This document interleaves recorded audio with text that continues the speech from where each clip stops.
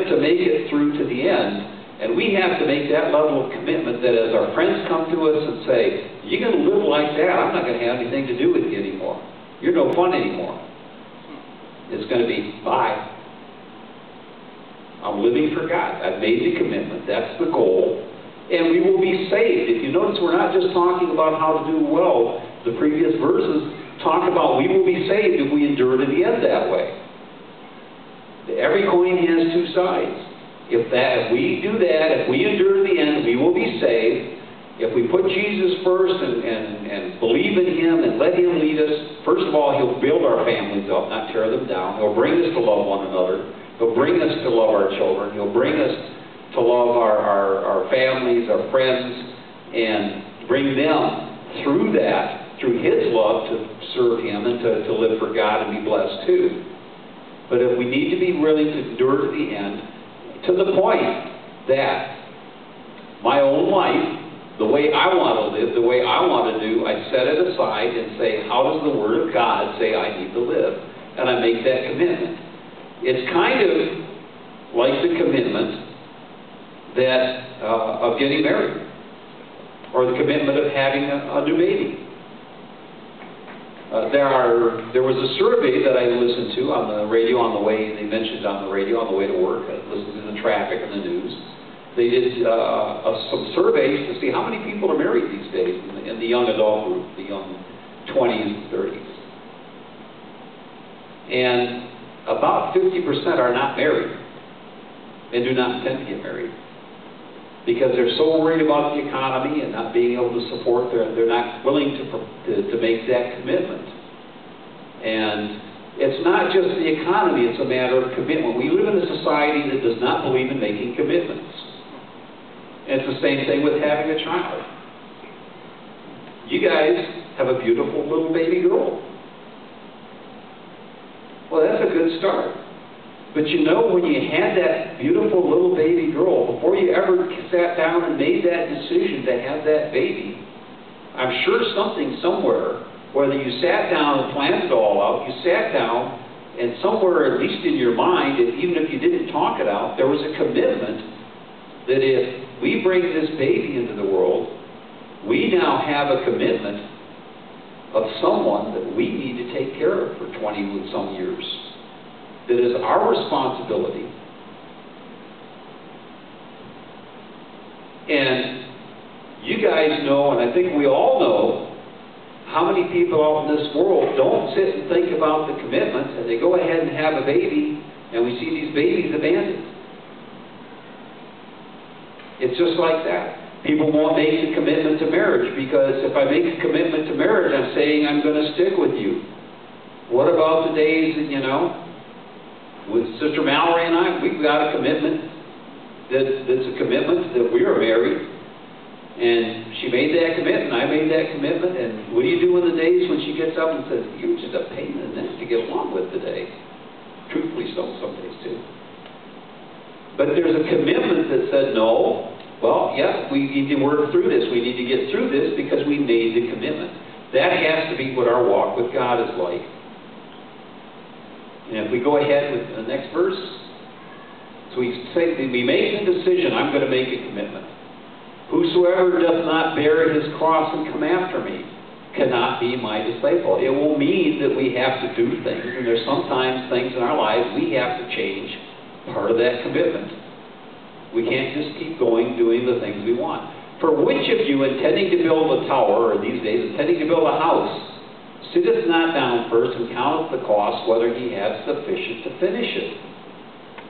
Lest haply after he hath laid the foundation and is not able to finish it, all that behold it begin to mock him, saying, this man began to build but was not able to finish. How many of us would go and scrape together all of the money we had and work everything out and budget and plan, and finally decided to build a foundation for a house, and we'd go build a foundation. And that's it, we're done. That's all the money we had. We have a foundation. We need to sit and look before we start in a commitment, in commitments in our lives, in our families, and commitments to God. I need to look and look ahead and look and see what do I need to be doing in order to finish this.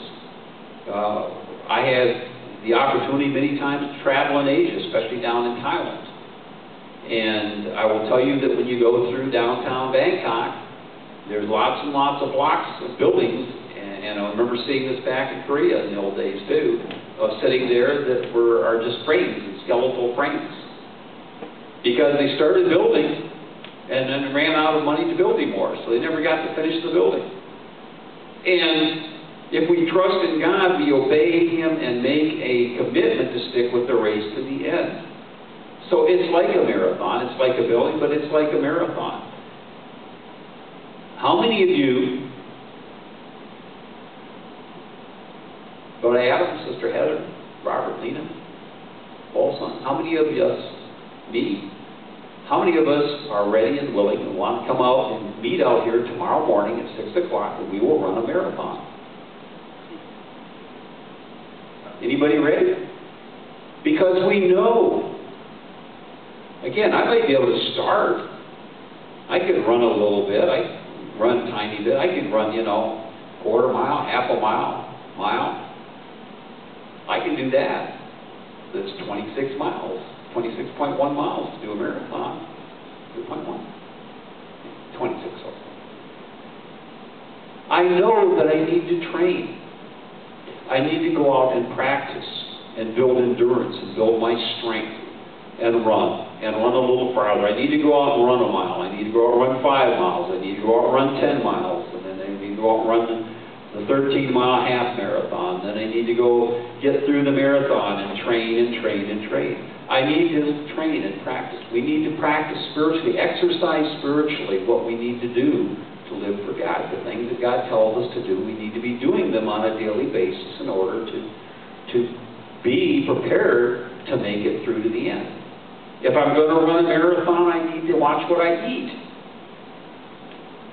I'm not going to go out today and sit and have a giant dinner and load up on cake and load up on ice cream every day and load myself down with junk and be able to run a marathon.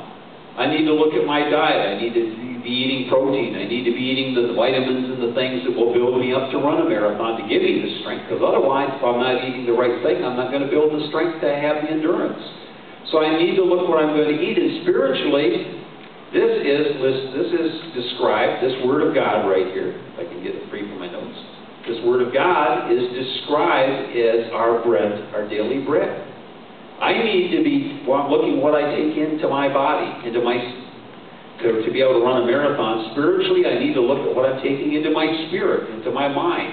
I need to be reading my Bible. I need to be reading good things. I need to be watching good things. I need to be listening to good things. The saying in the computer world is garbage in, garbage out. It doesn't matter how good a program you have on your computer. If you put in garbage for information, you're going to get garbage out. Spiritually, if I want to be living for God, I want to have a strong life, I want to have a spiritual life, I need to look at what comes into my life. I need to look at what I read and listen to, that it's godly.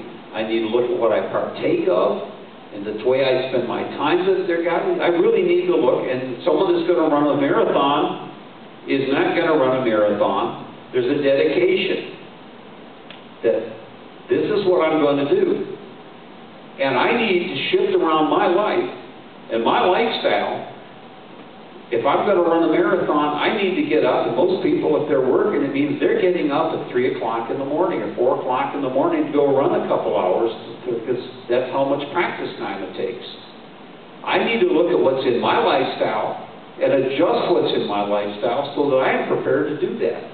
Spiritually, I need to look at everything that's in my lifestyle. And I made the statement before, and I'll make it again because it's Bible, that every single thing that we do, every single thing that we say, every single thing that we think either takes us toward God or away from God.